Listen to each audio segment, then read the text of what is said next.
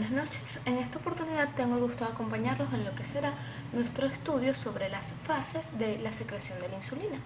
Entonces, vamos a comenzar diciendo que al ser la insulina una hormona hipoglucemiante, es lógico que la hiperglucemia sea el principal estímulo para la secreción de esta insulina. Entonces tenemos hiperglucemia, el principal estímulo para la secreción de esta insulina hipoglucemiante. Muy bien. La respuesta de las células beta ante el estímulo glucémico producido por esta hiperglucemia ha sido estudiada muy detalladamente, ya que la falta en la dinámica de secreción, o sea, en la pérdida de esta primera fase, puede llevar a patrones o signos asociados con lo que sería la diabetes mellitus. Y además, esta se puede manifestar meses antes o quizás hasta años de que se manifieste lo que va a ser la hiperglucemia característica de estos pacientes con diabetes.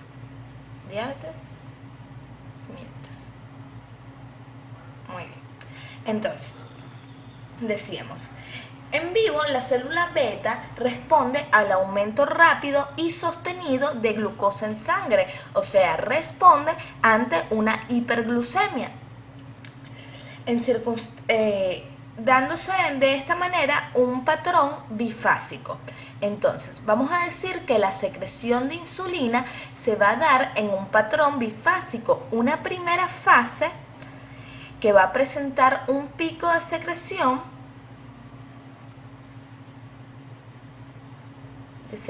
de insulina debido a cantidades grandes que ingresen, que estimulen, lo que va a ser la actividad de nuestra célula beta.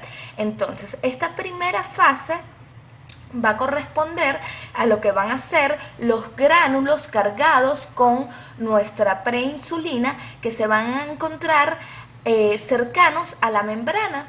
Entonces, vamos a repetir. Esta primera fase que vemos acá se va a deber a los gránulos que se encuentran cercanos a la membrana de nuestra célula beta. Estos gránulos van a ser rápidamente, por eso vemos que el periodo de tiempo es un periodo de tiempo corto que va a ir de 5 a 10 minutos, en el cual se va a dar un incremento, un pico de secreción de insulina. Muy bien. Vamos a tener también lo que va a ser una fase que se va a denominar fase en reposo o fase lenta, que esta va a ser menos cuantiosa, como podemos ver, en menor cantidad a nivel de lo que va a ser la secreción de esta insulina, pero va a durar una mayor cantidad de tiempo. Y esto va a ser porque los encargados de la producción de esta representación gráfica de esta curva van a ser de esta curva lenta, van a ser los gránulos que se encuentren a nivel central de nuestra célula beta. Entonces, ellos tardan más en llegar a lo que va a ser nuestra membrana para que posteriormente se produzca el proceso de exocitosis por el cual van a salir nuestras células. Ahora,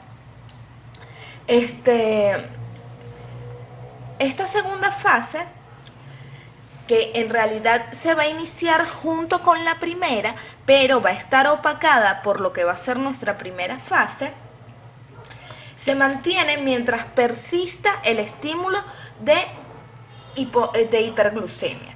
Entonces, decimos que mientras dure este estímulo de hiperglucemia, se va a estar produciendo esta fase lenta. Muy bien. Entonces, bueno, como ya mencionábamos, esta fase iba a estar en las porciones secretoras, las porciones de los gránulos que iban a estar encargados de esta fase, iban a ser los gránulos centrales o los gránulos que se están secretando nuevos. Entonces, bueno, esto es lo más resaltante a nivel de lo que sería nuestros pulsos de la secreción de insulina. Pero también vamos a comentar algo, y es lo que ocurre en un paciente diabético, lo cual es muy interesante, pues porque en el paciente diabético ocurre la pérdida de esta primera fase. Entonces vamos a poner diabético, ya sabemos que estamos hablando de un paciente diabético. Entonces, en este paciente diabético ocurre la pérdida de esta primera fase, ¿verdad? Entonces, esta fase no está, por ende lo que ocurre es un aplaneamiento de la curva de secreción. Entonces, la curva de secreción sería de esta manera, en menor cantidad de volumen y sin el pico de la secreción de insulina. Entonces, cuando nosotros tratamos un paciente diabético, nosotros lo que hacemos es tratar de utilizar medicamentos que busquen principalmente restaurar esta primera fase de secreción de insulina. Entonces, es importante recordar que el principal estímulo va a ser una hiperglucemia y que la duración de la fase va a durar, la duración de la curva va a durar lo que dure ese estímulo de hiperglucemia. Nuestras células beta van a producir insulina porque recordemos que la insulina es una hormona hipoglucemiante y nosotros queremos es bajar los niveles de glucosa producidos por esta hiperglucemia. Entonces, ¿qué es lo que vamos a hacer?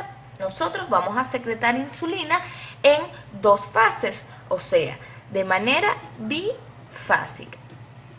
Entonces, en estas dos fases vamos a tener una primera fase que va a ser una fase rápida, estimulada por los gránulos que se encuentran cercanos a la membrana, y una segunda fase que va a ser una fase lenta, estimulada por los gránulos que se encuentran en el centro, o aquellos gránulos que están más alejados de la membrana, o aquellos gránulos que también se están sintetizando nuevamente.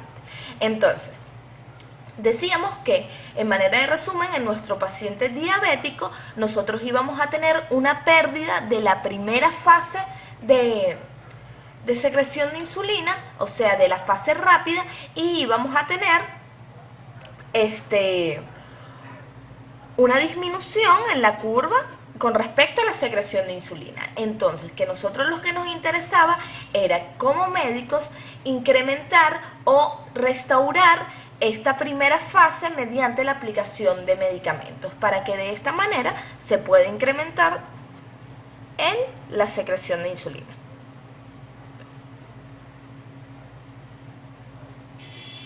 Bueno, muchas gracias.